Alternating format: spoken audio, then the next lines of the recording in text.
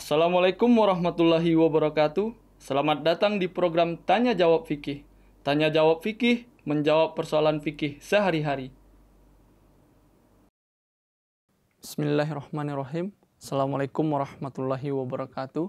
Pemirsa MTA yang dirahmati Allah, bagaimana kabar Anda? Semoga Allah Ta'ala senantiasa melimpahkan nikmat kesehatan kepada pemirsa. Amin Allahumma amin. Selamat datang kembali di program Tanya Jawab Fikih, menjawab pertanyaan fikih sehari-hari bersama saya Arif Abdul Hai. Selama 25 menit ke depan kita akan membahas pertanyaan-pertanyaan fikih yang telah pemirsa ajukan. Tentunya saya tidak sendiri, saya telah ditemani oleh Bapak Maulana Syaifullah Mubarak Ahmad Sahid yang telah hadir bersama kita. Beliau merupakan dosen tafsir dan dosen fikih Jamiah Ahmadiyah Indonesia. Kita akan menyapa beliau dan kita akan mulai pembahasan kita berkenaan dengan pertanyaan-pertanyaan yang telah pemirsa kirimkan. Assalamualaikum Bapak. Bagaimana kabarnya Pak? Ya Pak, di episode kali ini kemarin kita telah membuka sedikit berkenaan dengan pernikahan Pak, dan tentu di episode kali ini kita juga akan membahas lagi berkenaan dengan pernikahan Pak. Untuk lebih jelasnya kita ke pertanyaan pertama Pak.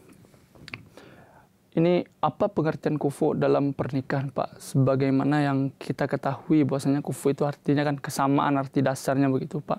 Harus ada kesamaan antara laki-laki, pengantin laki-laki dan perempuan, suami dan istri begitu Pak. Namun bagaimana pandangan jemaat secara khusus dan penanya Islam secara umumnya berkenaan dengan kufu ini Pak?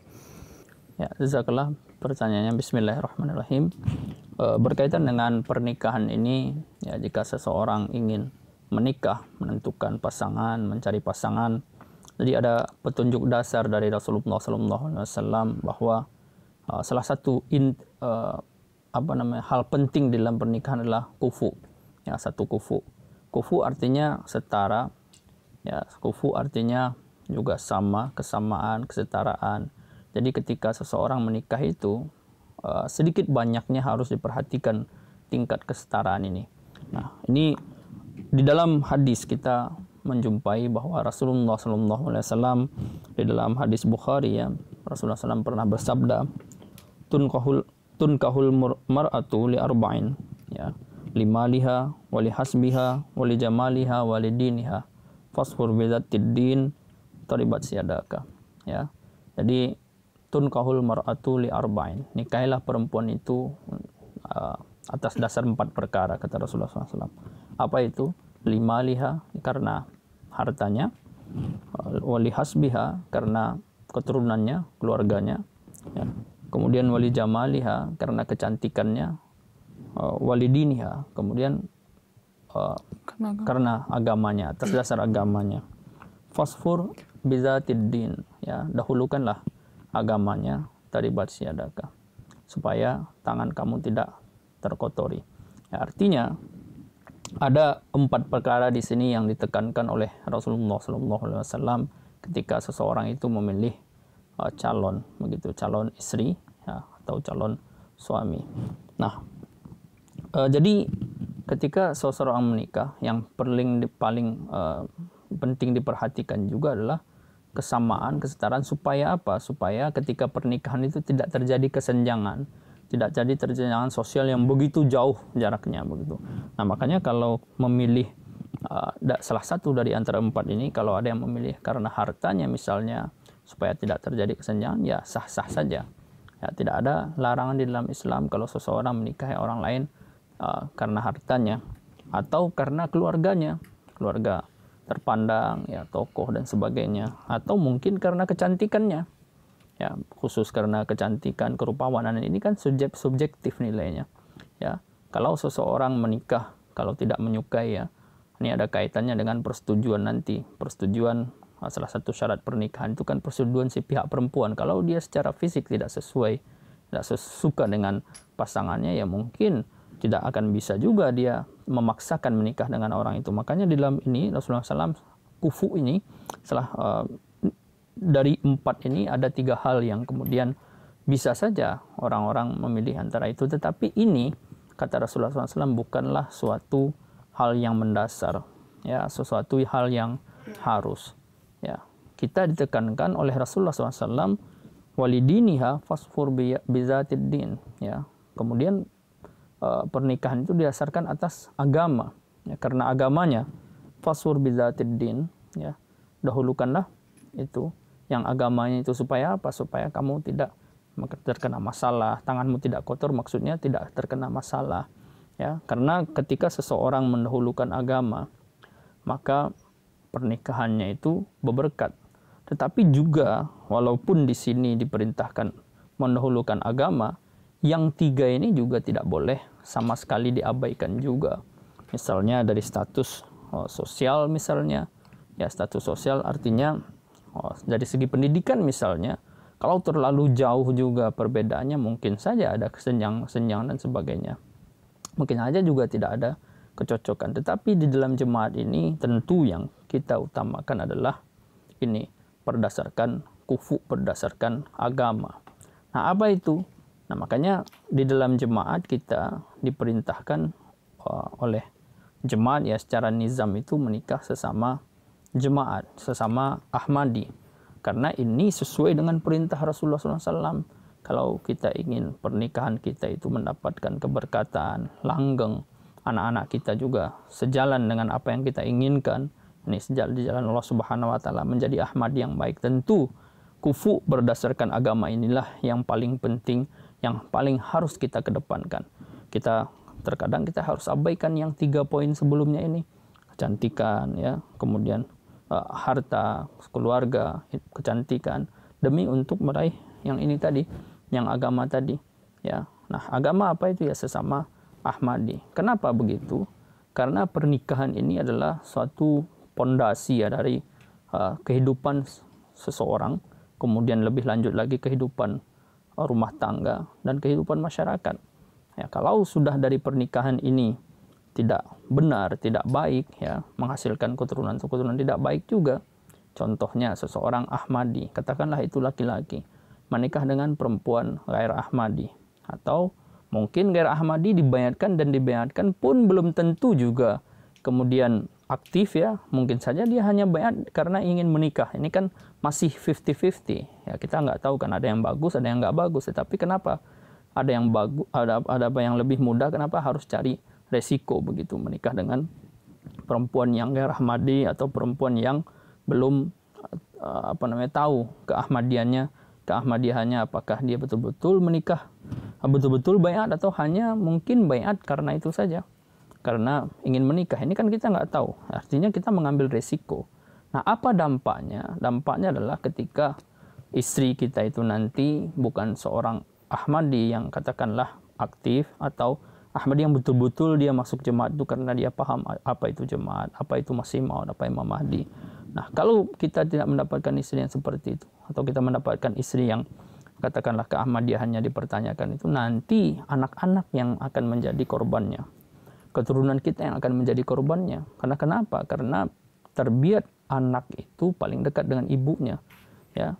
Anak itu paling terpengaruh oleh ibunya, karena si bapak kan kebanyakan di luar rumah, ibu yang terus dekat dengan anaknya, terus banyak meluangkan waktu untuk anaknya. Inilah makanya jemaat Ahmadiyah sangat wanti-wanti sekali ya, supaya Ahmadi ini menikah dengan Ahmadi, baik itu laki-laki Ahmadi maupun perempuan Ahmadi. Tujuannya adalah untuk menjaga keturunan kita itu.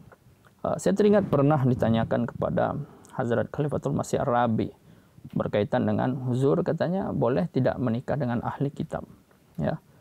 Huzur menjawab di dalam pertanyaan itu, walaupun banyak lagi sesi-sesi pertanyaan yang lain yang jawabannya berbeda, tapi dalam hal ini Huzur menjawab bahwa menikah dengan ahli kitab sih tidak dilarang. Tidak ada memang di dalam Al-Quran pelarangan menikah dengan ahli kitab, bahkan diizinkan di dalam Al-Quran, walaupun dalam tanda kutip ahli kitab yang seperti apa mungkin pembahasannya lain. Tetapi Huzur sampaikan begini, ya silahkan saja menikah dengan ahli kitab ya, tapi Huzur sampaikan ya sama saja dengan ada tidak yang melarang kamu makan misalnya makanan yang tidak baik, atau katakanlah minum racun, nggak ada yang melarang kan. Tetapi kalau kamu makan itu atau minum racun, artinya kamu sudah membinasakan diri sendiri, menghancurkan diri sendiri. Nah, begitulah menikah dengan ahli kitab. Bagaimana mungkin ya keturunan kamu akan selamat sementara ibu dari anak-anakmu itu tidak tahu Tuhan? Mungkin ateis dia, atau mungkin musyrik sekalipun, atau mungkin ahli kitab yang tidak tahu sama sekali tentang nilai-nilai Islam, bagaimana mungkin kamu harapkan anak kamu menjadi anak yang soleh? Ya, begitu juga bagaimana mungkin kita mengharapkan keturunan kita ini menjadi anak-anak Ahmadi yang mukhlis kalau saja ibunya atau bahkan bapaknya, ya, yang kita nggak tahu dalam pernikahan, kadang bapak yang dominan, kadang ibu yang dominan.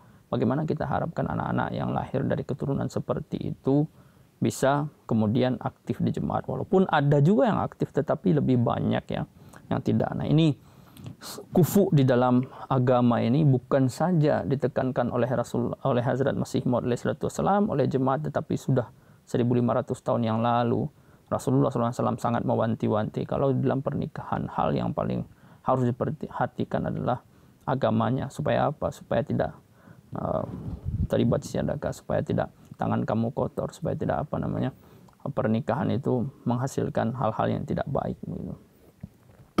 Iya Pak, sangat jelas sekali Pak. Kita ke pertanyaan selanjutnya Pak. Ini akad ini merupakan sebuah komponen yang sangat utama dalam pernikahan begitu ya Pak. Kita semua tahu itu. Ini ditanyakan bahwasanya dapatkah dijelaskan apa saja yang berkaitan dengan akad nikah Pak? Ya, akad nikah ini ya seperti yang disampaikan tadi bahwa ya kalau pernikahan tidak ada akadnya ya bukan pernikahan ya kan. Ya, harus ada akad nikah. Akad artinya semacam perjanjian ya. Perjanjian antara kedua belah pihak. Dalam hukum dagang pun ada akadnya. Perjanjian seperti apa, persetujuannya seperti apa, ya. Nah, berkaitan dengan nikah ini juga ada akad nikah.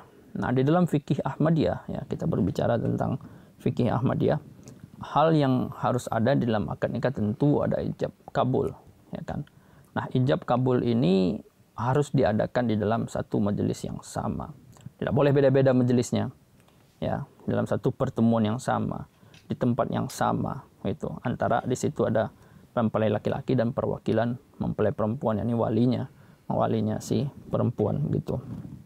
Nah, ijab kabul ini juga tidak ada kata-kata khusus. Ya, ini perlu diingat juga nih, untuk ijab kabul ini tidak ada kata-kata khusus. Ya, kalau di Indonesia kan itu panjang itu kan.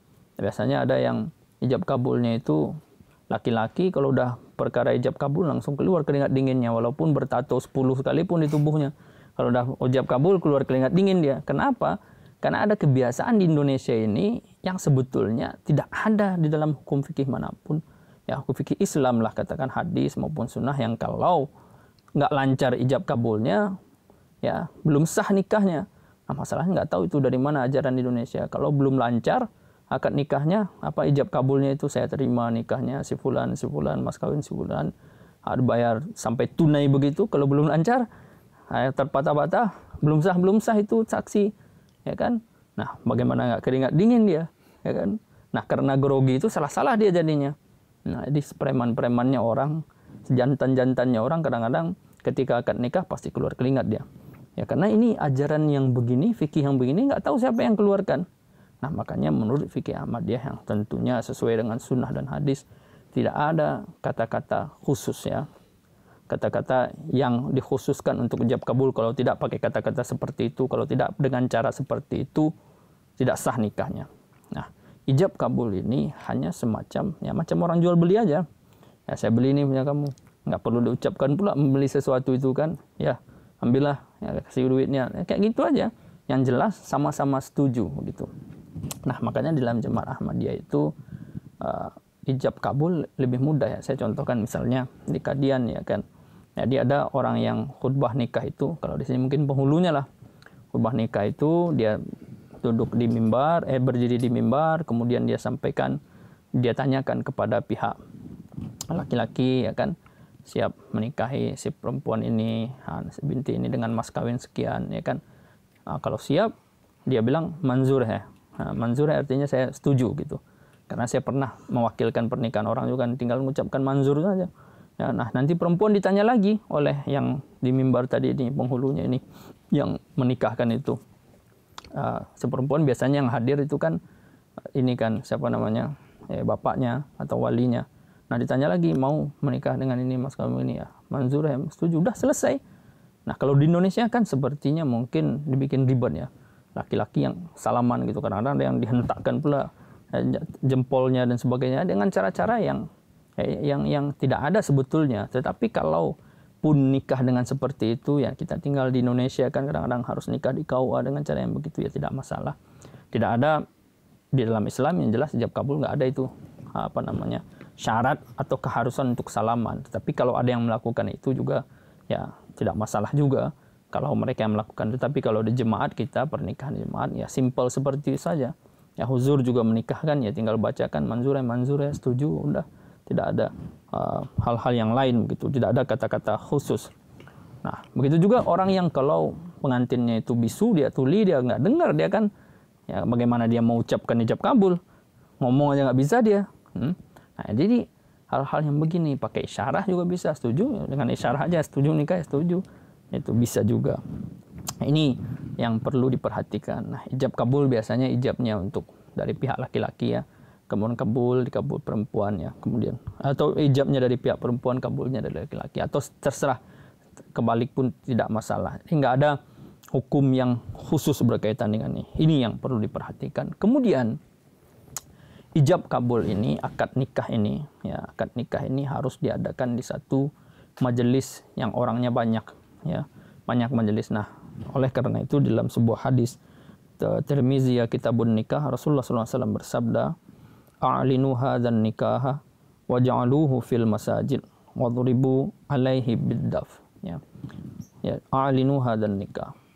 Ya, umumkanlah pernikahan ini. Ya, pernikahan itu harus diumumkan. Artinya banyak orang yang tahu, jangan sembunyi-sembunyi. Waj'aluhu fil masajid, dan adakanlah pernikahan itu di masjid. Akad nikah itu diadakan di masjid. Wadribuhu alaihi biddaf. Bahkan kata Rasulullah SAW, kalau perlu diumumkan dengan daf, dengan gendang begitu, supaya orang tahu pernikahan, ya kan. Nah, makanya di jemaat biasanya, di kadian biasanya yang saya lihat ya, atau di jemaat-jemaat kita juga biasa menikah itu di masjid, banyak orangnya. Habis zuhur misalnya atau habis asar, banyak orang di situ akad nikah. Ya, orang tahu bahwa si fulan dengan si fulan itu sudah menikah, ya. Tetapi kalau nggak ada masjid, atau kita mungkin nikah di KUA di sini, atau di rumah KUA-nya nggak mau ke masjid kita, misalnya ke rumah dia datang, ya itu nggak masalah juga. Tapi ini sunnahnya, perintah Rasulullah SAW seperti ini. Kalau ada hal-hal yang mendesak, ya berarti bukan di bawah pengaruh kendali kita begitu. Nah, ini yang paling penting berkaitan dengan nikah ya. Nah, yang satu lagi, yang terakhir ini berkaitan dengan nikah. Nikah itu nggak boleh sembunyi-sembunyi. Ya, kalau ada orang nih nikah dua ya, dia kan biasanya orang-orang yang nikah dua kali nih, ya artinya poligami misalnya, ya kan dia sembunyi-sembunyi nikah. Ya, takut sama istrinya pertama ketahuan atau keluarga istrinya yang pertama ketahuan. Nah, ini tidak disukai sama sekali oleh Rasulullah SAW. Rasulullah SAW bersabda ini, la nikaha illa bibayyinah. Ya, tidak ada atau tidak pernikahan itu tidak ada pernikahan tanpa bayyinah, tanpa terang-terangan. Ya, harus banyak orang yang tahu. La nikaha illa bisyahudin. Ya, tidak ada pernikahan tanpa saksi. Ya, tidak sah pernikahan itu tanpa saksi. Al-baghayal lati tunkihna anfusahunna bighairi bayyinah. Ya. Jadi perempuan-perempuan yang menikahkan dirinya sendiri tanpa bayyinah, ya, tanpa terang-terangan, sembunyi-sembunyi dia. Hazrat Rasulullah SAW menyampaikan bahwa perempuan-perempuan seperti itu adalah badkirdar, bukanlah perempuan yang baik-baik. Jadi kalau perempuan yang sembunyi-sembunyi, kalau mau jadi istri kedua, sampaikan kepada suaminya itu, calon suaminya itu, ya kita harus terang-terangan. Kalau berani nikah dua, harus berani juga tanggung resikonya, tanggung jawabnya, ya kan, harus berani. Kalau biasanya ya orang kalau melakukan suatu kesalahan, ya biasanya takut-takut. Tapi kalau dia merasa benar, ya dia menikah dua itu sudah sesuai dengan syarat-syarat yang diajukan oleh syariat, yakni Al-Quran, adil dan sebagainya. Kenapa dia harus takut? Karena nikah dua juga bisa jadi ibadah kalau sesuai dengan syarat-syarat itu begitu. Tapi kalau tidak sesuai dengan syarat-syarat itu, ya artinya ada yang ditutup-tutupi, ya nikah dia sembunyi-sembunyi. Nah, ini tidak disukai sama sekali oleh Rasulullah Shallallahu Alaihi Wasallam begitu. Nah, makanya di zaman Hazrat Umar pernah suatu kali, ya, pernikahan, ada masalah nikah datang diajukan kepada Hazrat Umar, yang di situ hanya saksinya laki-laki dan perempuan doang. Saksinya, kalau laki-laki saksi kan laki-laki dua atau perempuan dua, laki-laki satu. Nah, itu waktu itu nikahnya saksi laki-laki dan perempuan satu perempuan. Ya, nah ketika itu Hazrat Umar menyampaikan, ya ini kata beliau khufiyah nikah, ya nikah yang sembunyi-sembunyi. Ya, saya tidak menganggap nikah seperti ini nikahnya sah, kata Hazrat Umar. Kalau sebelumnya sudah pernah mengumumkan bahwa pernikahan ini tidak sah, pernikahan seperti ini tidak sah, maka akan saya hukum orang ini seberat-beratnya. Artinya, ya, pernikahan yang seperti ini dimuat di dalam Muwatta Imam Malik ini sangat tidak disukai oleh Rasulullah SAW, baik Rasulullah SAW sendiri maupun para khalifahnya, terutama Hazrat Umar. Bahkan di dalam fikih Ahmadiyah ditulis kalau ternyata bahwa orang yang khufiyah nikah ini, sembunyi-sembunyi dia nikahnya, dan sembunyi-sembunyi nikah itu dikarenakan suatu hal yang tidak baik, ada alasan-alasan ketidakbaikan, ada niat yang tidak baik di balik itu, maka bisa saja hakim, dalam hal ini qadhi atau dewan qada di jemaat, atas dasar pengaduan misalnya, bisa saja pernikahannya itu dibatalkan atau dianggap tidak sah. Gitu. Nah, ini hal-hal yang penting dalam akad nikah yang perlu dipahami oleh setiap Ahmadi maupun setiap Muslim umumnya. Satu hal yang menarik yang saya garis bawahi bahwasanya sebagaimana akad nikah itu merupakan suatu perjanjian, persetujuan begitu, makanya kita di jemaat tidak mengenal ada kata-kata khusus waktu ijab kabul begitu ya Pak. Dan satu lagi bahwasanya nikah sembunyi-sembunyi itu tidak dianjurkan dan sangat tidak disukai oleh Rasulullah SAW. Makanya kita tidak boleh menikah sembunyi, sedapat mungkin kita umumkan begitu ya Pak. Ya Pak, pertanyaan selanjutnya ini mungkin timbul karena penjelasan Bapak tadi bahwasanya ijab kabul itu kan harus dilaksanakan dalam satu majelis, dalam satu tempat yang sama begitu. Ini ada pertanyaan mungkin karena kondisi begitu Pak. Apakah boleh melaksanakan pernikahan melalui Zoom Pak? Ya, ini menarik ya. Pertanyaan ini selalu ya ditanyakan, ya apalagi di dalam masa-masa pandemi yang Zoom ini muncul ya, ketika pandemi lebih muncul lagi kan. Ketika pandemi ini segala sesuatunya dengan Zoom. Hanya makan saja nggak bisa dengan Zoom mungkin.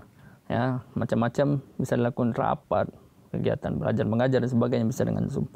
Nah, timbul pertanyaan, apakah akad nikah boleh nggak dengan Zoom? Kan majelis juga itu sama. Berkaitan dengan ini ya, di dalam pernah saya tanyakan, sebetulnya bukan berkaitan dengan Zoom, nikah via telepon.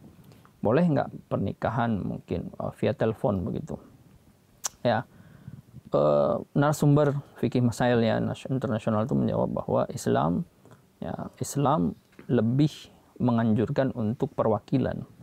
Jadi kalau via telepon itu mungkin saja ada keburukan-keburukan, mungkin saja yang bersangkutan dipaksa, dalam keadaan terpaksa dan sebagainya, gitu. Atau ada hal-hal yang barangkali meragukanlah, masykuk begitu atas persetujuan itu. Maka Islam lebih kepada surat kuasa, perwakilan. Jadi kalau seseorang misalnya dia tidak bisa hadir, ya misalnya saya tidak bisa hadir dalam pernikahan, saya dulu kan nikah di Kadian nggak bisa hadir. Nah itu padahal di zaman itu udah ada video call sebetulnya, ya bisa saya mewakilkan waktu itu Pak Maulana Mahmud Wardi yang sekarang di London, beliau yang mewakilkan saya menikah di zaman itu.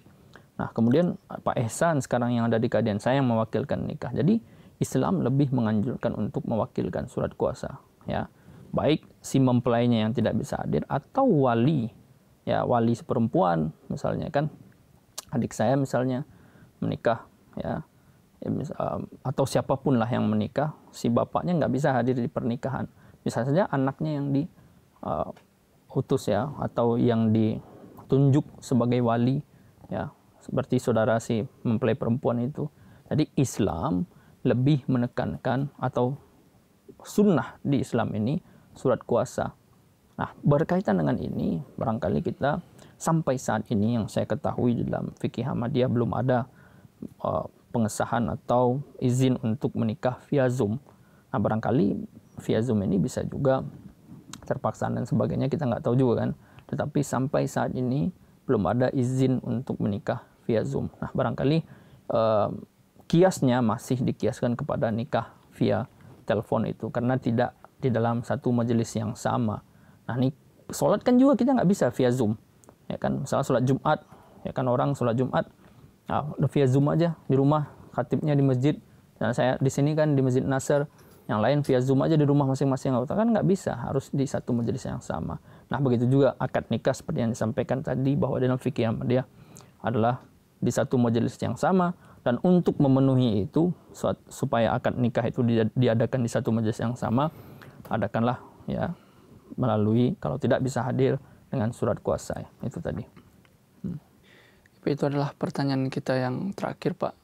Semoga ini bisa bermanfaat bagi anggota di rumah tentunya. Sebenarnya kita masih menyisakan satu pertanyaan lagi, tapi kita sisakan untuk episode berikutnya, Pak. Ya, ini tambahan juga berkaitan dengan nikah dengan Zoom ini.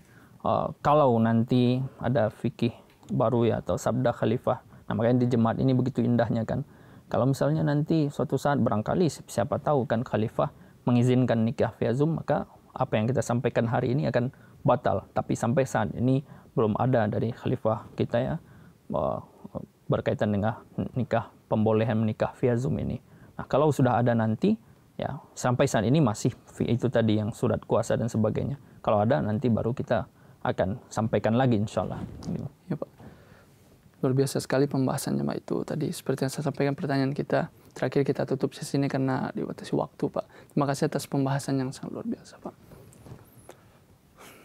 Pemirsa, demikianlah pembahasan kita berkenaan dengan tanya jawab fikih pada bab nikah pada kesempatan kali ini. Tetap saksikan program Tanya Jawab Fikih pada episode-episode berikutnya, dan jangan lupa untuk tetap saksikan pula program MTA Indonesia lainnya, dan juga menyimak khutbah huzur Hazrat Khalifatul Masih Al-Khamis Sudatullah bin Nasir Al-Aziz. Jika pemirsa memiliki pertanyaan, kritik, saran, ataupun masukan, kirimkan saja ke alamat email di bawah ini dengan menyertakan subjek Tanya Jawab Fikih. Saya Arif Abdul Hai beserta kerabat kru yang bertugas mohon pamit undur diri. Sekali lagi saya ingatkan, tetap saksikan program Tanya Jawab Fikih. Tanya Jawab Fikih, menjawab pertanyaan fikih sehari-hari. Assalamualaikum warahmatullahi wabarakatuh.